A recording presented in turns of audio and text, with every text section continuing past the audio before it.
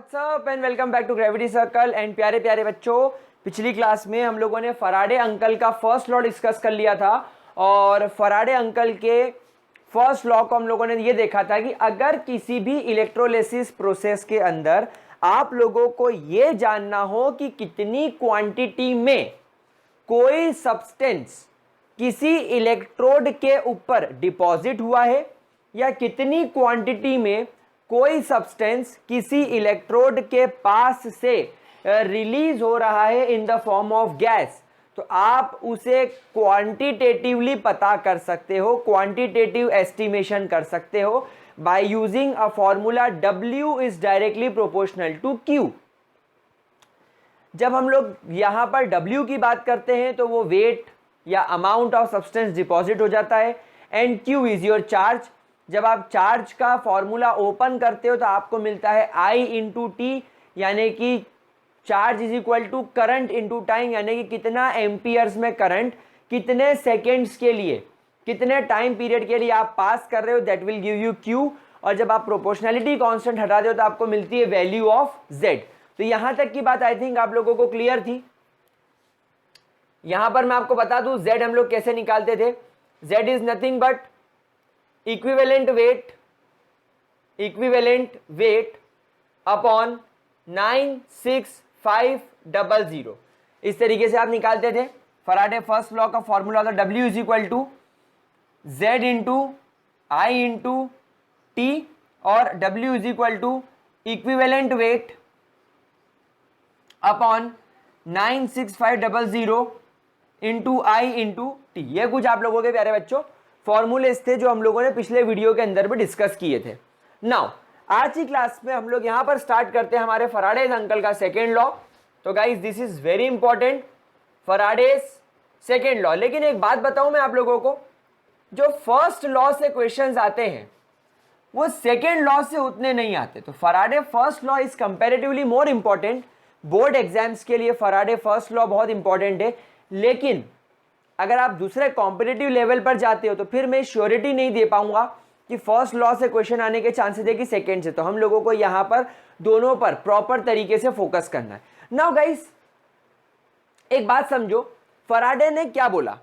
Faraday ने बोला कि अगर मान लीजिए आपके पास में यहां पर दो इलेक्ट्रोलाइटिक सेल्स हैं, आप लोगों ने यहां पर क्या किया, दो इलेक्ट्रोलाइटिक सेल्स बनाए। दो इलेक्ट्रोलाइटिक सेल में एक इलेक्ट्रोड यहां पर आप लोगों ने लगाया, दूसरा इलेक्ट्रोड आप लोगों ने यहां लगाया। तो ये दो इलेक्ट्रोड आपके यहां लग गए। ये इलेक्ट्रोड थोड़ा टेढ़ा क्यों हो गया, टिकटॉक जैसा, थोड़ा सा इसको मैं ठीक कर देता हूं। तो हम लोगों को यहां पर क्या करना है, दो इलेक्ट्रोलाइटिक सेल्स बनाने हैं। तो ये बनाए हमने दो इलेक्ट्रोलाइटिक सेल्स, पहला ये और दूसरा ये दो इलेक्ट्रोलाइटिक सेल हो गए। इसमें एक इलेक्ट्रोड में यहां पर बनाता हूं, दूसरा इलेक्ट्रोड में यहां पर बनाता हूं, फिर इसका इलेक्ट्रोड में यहां लगाता हूं और एक इलेक्ट्रोड में यहां लगाता हूं। नाउ गाइस करना क्या है, हम लोगों को इन दोनों इलेक्ट्रोलाइटिक सेल्स को हम लोगों को सीरीज में कनेक्ट करना है। तो मैंने एक वायर से इन दोनों इलेक्ट्रोड्स को लाइन वाइज इस तरीके से कनेक्ट कर दिया और क्या करा, इस इलेक्ट्रोड को एक वायर से अटैच किया और एक बैटरी मैंने यहां पर लगा दी इस तरीके से। Now as you can see, यहां पर बैटरी का पॉजिटिव टर्मिनल होने की वजह से इस पूरे इलेक्ट्रोड पर पॉजिटिव चार्ज आ जाएगा, इसलिए ये बन गया एनोड, क्योंकि ये एनायंस अट्रैक्ट करेगा पॉजिटिव पोटेंशियल होने की वजह से। और इस तरफ बैटरी का नेगेटिव पोटेंशियल होने की वजह से ये इलेक्ट्रोड पूरा नेगेटिवली चार्ज हो गया। तो ये कैथोड को नाम देना पड़ेगा क्योंकि ये केटायंस को अट्रैक्ट करेगा। अब ऑब्वियस सी बात है, अगर इस इलेक्ट्रोलाइटिक सेल में ये कैथोड है तो नो डाउट ये बन जाएगा एनोड, और अगर ये एनोड है तो नो डाउट ये बन जाएगा कैथोड। क्या ये बात समझ में आ रही है आप लोगों को? तो यहां पर हम लोग क्या बोलेंगे, हम लोग यहां पर बोलेंगे और यहां पर आपका इलेक्ट्रोलाइटिक सॉल्यूशन रहेगा।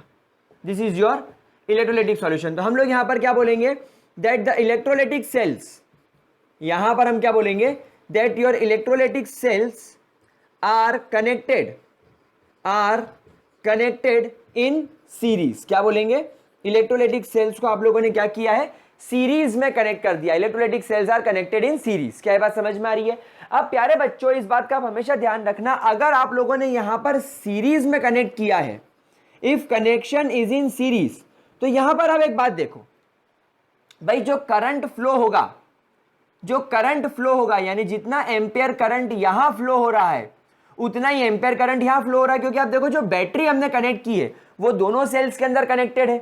तो यहां पर जो आपका करंट होगा that will be same in all cells या सेम इन बोथ सेल्स।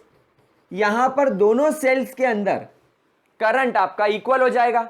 अच्छा, यहां पर करंट कितने टाइम के लिए चल रहा है, करंट कितने टाइम पीरियड के लिए फ्लो कर रहा है वो भी सेम होगा। क्यों? क्योंकि दोनों सेल सीरीज में जुड़े हुए, दोनों में बैटरी कॉमन है। तो जैसे बैटरी ऑन करूंगा तो इसमें भी करंट फ्लो होगा, उतना ही करंट इसमें भी फ्लो होगा। जितनी देर के लिए इसमें फ्लो होगा उतनी देर के लिए इसमें भी फ्लो होगा, क्योंकि जैसे यहां से मैंने बटन बंद किया पूरा दोनों के दोनों सेल रुक जाएंगे। तो यहां पर जो टाइम पीरियड रहेगा करंट फ्लो होने का that is also same in both the cells. समझ में आ रही बात आप लोगों को? तो क्या मैं ये नहीं कह सकता therefore Q is same in both the cells? दोनों सेल के अंदर Q, दोनों सेल के अंदर जो Q है वो भी सेम रहेगा। मतलब जो चार्ज फ्लो हो रहा है, जो चार्ज है वो भी सेम होगा। क्यों? क्योंकि करंट और टाइम सेम, और हम लोग सब जानते हैं Q, हम लोग सब जानते हैं Q is equal to I into T। क्या ये बात समझ में आ रही है? क्या इसके अंदर किसी भी तरीके का कोई भी डाउट? पक्की बात। तो इतना समझने के बाद फराडे ने हम लोगों को बोला कि जब आप यहां पर देखेंगे तो देखिए, मान लीजिए एनोड पर एक A नाम का सब्सटेंस रिलीज हो रहा है। भाई एनोड पर हम लोग सब जानते हैं कोई गैस रिलीज होती है, इसलिए मैं कहता हूं एनोड पर कोई A नाम की गैस रिलीज हो रही है। मैं कहूंगा B नाम के कैथोड के ऊपर कोई B नाम का एलिमेंट डिपॉजिट हो रहा है, कोई B नाम का मेटल डिपॉजिट हो रहा है। सिमिलरली मैं यहां पर कहूंगा C नाम की कोई गैस यहां से रिलीज हो रही है, और D नाम का कोई मेटल यहां पर डिपॉजिट हो रहा है। सो देयरफॉर यहां पर चार अलग अलग टाइप के आपको सब्सटेंसेस मिल रहे हैं, A, B, C, D। तो फराडे का यह कहना था कि जब आप कोई इलेक्ट्रोलाइटिक सेल को सीरीज में कनेक्ट कर देते हो, then the amount of substance A released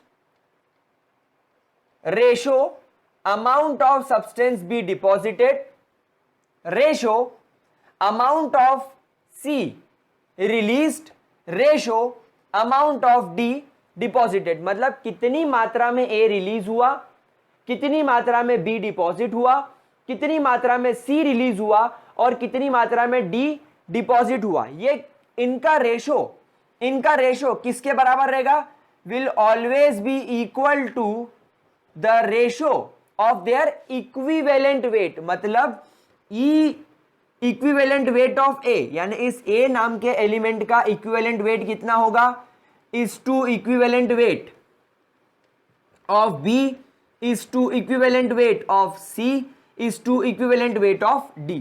मतलब यहां पर आप लोगों को सीधी सी भाषा में बोलना है कि A, B, C, D इनका जितना जितना इक्विवेलेंट वेट होगा उतना या उतने रेशो में इनका वेट डिपॉजिट होगा। फॉर एग्जाम्पल अगर मैं कहता हूं A का इक्विवेलेंट वेट 10 है, B का इक्विवेलेंट वेट 20 है, C का इक्विवेलेंट वेट 30 है, एंड D का इक्विवेलेंट वेट 40 है। ये अपन एग्जाम्पल के तौर पर समझ रहे हैं कि A, B, C, D के ये इक्विवेलेंट वेट है। तो अब इनका इक्विवेलेंट वेट का रेशो देखो क्या हो गया। इक्विवेलेंट वेट का रेशो 10:20:30:40। मतलब इसको सिंप्लीफाई करें तो 1:2:3:4। ये इस रेशो में इक्विवेलेंट वेट इनका होता है।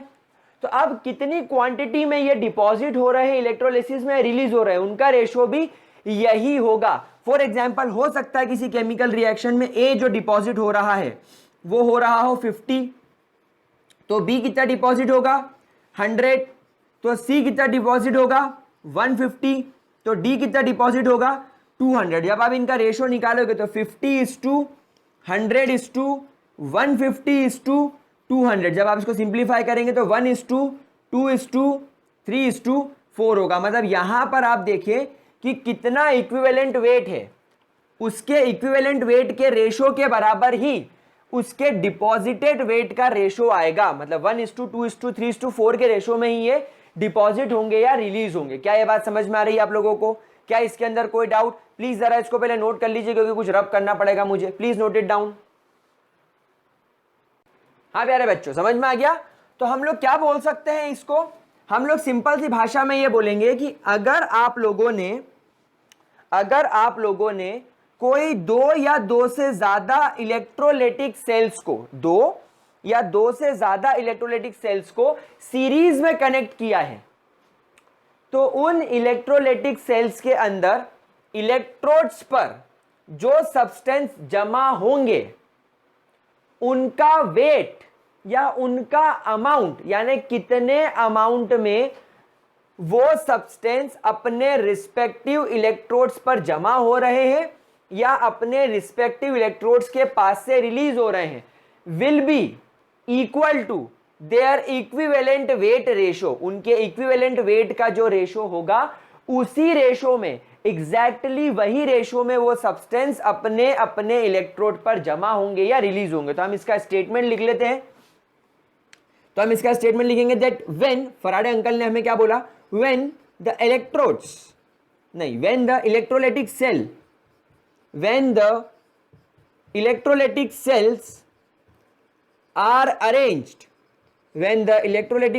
are arranged in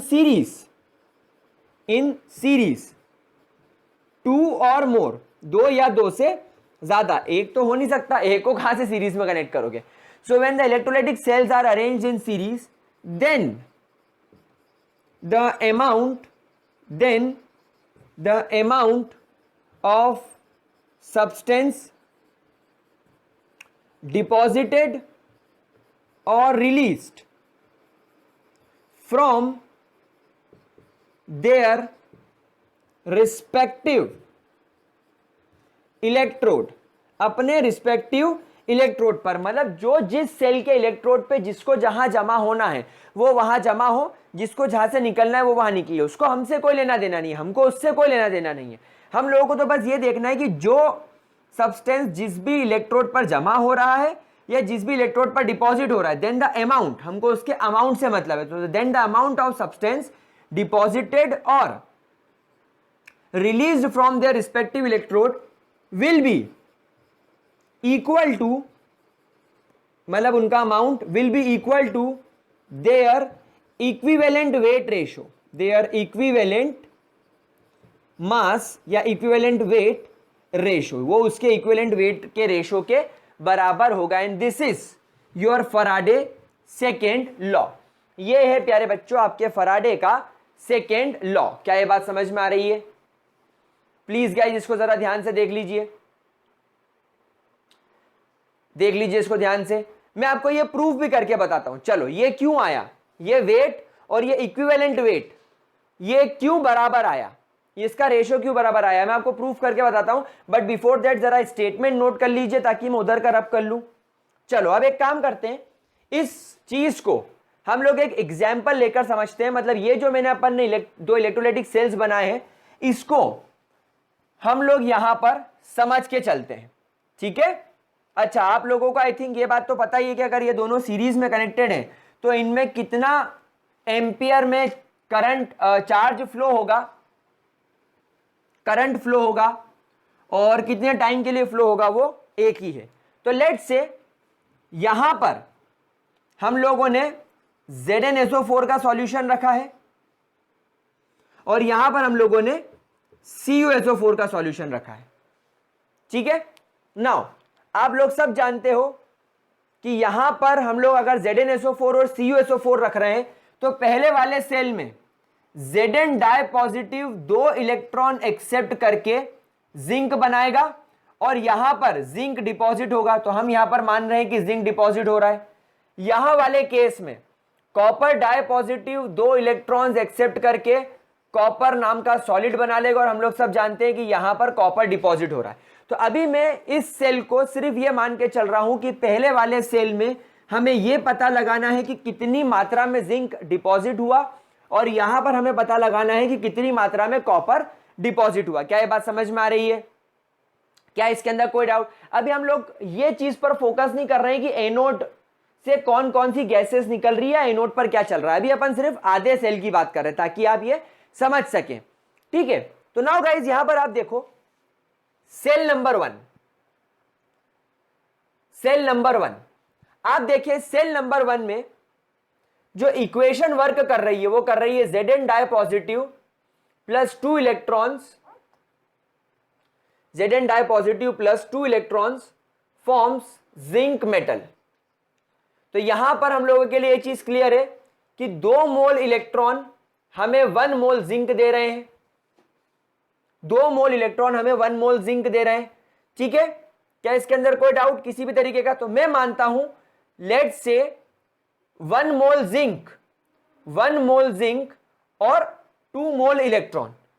अब यहां पर आप देखो जब मैं इसके लिए फराडे फर्स्ट लॉ लगाऊंगा तो W ऑफ जिंक यानी amount of zinc deposited, amount of zinc deposited, इसको थोड़ा ठीक से लिख देता हूं। So amount of zinc deposited is equal to Z into I into T. Z की वैल्यू कैसे बनी प्यारे बच्चों? देखो Z की वैल्यू बनी जब हम इस जिंक के मॉलिक्यूलर मास को n फैक्टर से डिवाइड करेंगे तो हमें इक्विवेलेंट वेट की वैल्यू मिल जाएगी। तो यहां पर मैं लिख रहा हूं Z की value equivalent weight of zinc divided by 96500। क्या ये बात आप सब लोगों को पता है? हम लोग सब जानते हैं इक्विवेलेंट वेट ऑफ जिंक कैसा आया, उसके मॉलिक्यूलर मास को n फैक्टर से डिवाइड किया। n फैक्टर यहां पर क्या है? 2, क्योंकि आपके पास में 2 मोल्स ऑफ इलेक्ट्रॉन। तो जिंक का जो भी मॉलिक्यूलर वेट होगा उसके मॉलिक्यूलर वेट को आप 2 से डिवाइड कर लीजिए, आपको उसका इक्विवेलेंट वेट मिल जाएगा। तो यहां पर मुझे जिंक का इक्विवेलेंट वेट मिल गया EZn मल्टीप्लाई बाय, अच्छा एक बात बताओ, I और T दोनों सेल्स में बराबर है, तो अभी मैं यहां पर लिख देता हूं I इंटू टी। ये क्या हो गया आपका amount of zinc deposited. Equation number 1 समझ में आई? आपको यह पता चल गया कि जिंक की कितनी मात्रा डिपॉजिट होगी। अब आगे चलते हैं सेल नंबर 2 में। सेल नंबर 2 में कौन सी इक्वेशन वर्क कर रही है जरा देखो। Copper di positive 2 electron accept करके कॉपर बना रहा है। भाई एनोड से इलेक्ट्रॉन जा रहे होंगे ना कैथोड पर, इसे सॉरी उल्टा बना दिया क्या मैंने? हाँ, यहां से इलेक्ट्रॉन जा रहे होंगे और यहां से इधर इलेक्ट्रॉन आ रहे होंगे, तो दोनों सेल में अपना अपना काम चल रहा है। तो amount of copper deposited is equal to Z into I into T. Z की वैल्यू क्या होगी? Equivalent weight of copper upon 96500 into I into T. अब हम लोग सब जानते हैं कि जब सीरीज में चीज कनेक्टेड होती है तो भले ही सेल 1 हो या सेल 2 हो, मैं यहां लिख देता हूं I and T is always equal to cell 1 and cell 2, यानी सेल 1 एंड सेल 2 में दोनों में I और T की वैल्यू बराबर है। तो इसको मानो इक्वेशन 1, इसको मानो equation 2, divide equation 1 by 2। Equation 1 को इक्वेशन 2 से डिवाइड करो। आई होप ये लिख लिया होगा आप लोगों ने, प्लीज इसको नोट कर लो, स्क्रीनशॉट ले लो, फिर मैं रब कर रहा हूं। नाउ डिवाइड इक्वेशन 1 बाय 2, तो ये क्या हो जाएगा? Amount of zinc deposited divided by amount of copper deposited is equal to En of Zn equivalent weight of zinc upon 96500 multiply by I into T divided by equivalent weight of copper upon 96500 into I into T. अब आप लोग सब ये बात जानते हो दोनों का I और T बराबर है, इसलिए I से I, T से T कैंसिल, 96500 से 96500 कैंसिल। तो फाइनली क्या बचा? Amount of zinc deposited divided by amount of copper deposited is equal to equivalent weight of zinc upon equivalent weight of copper. तो क्या यही चीज मैंने थोड़ी देर पहले नहीं लिखी थी? That amount of zinc deposited is to amount of copper deposited is always equal to equivalent weight of zinc is to equivalent weight of copper. यही तो हम लोगों ने समझा था। तो ये हो गया बच्चों आपका फराडे फर्स्ट लॉ से डिराइव फराडे सेकेंड लॉ। इस तरीके से आप लोग फराडे सेकेंड लॉ डिराइव कर सकते हो। तो guys this is your Faraday second law, please इसको ध्यान से देख लीजिए, अगर कोई डाउट हो तो कमेंट सेक्शन में पूछो। अब हम लोग आज की क्लास यहीं खत्म करते हैं। See you guys in the next video lecture, जिसके अंदर हम लोग सेल्स की बात करेंगे। तो that's all for today, bye bye, have a great day guys.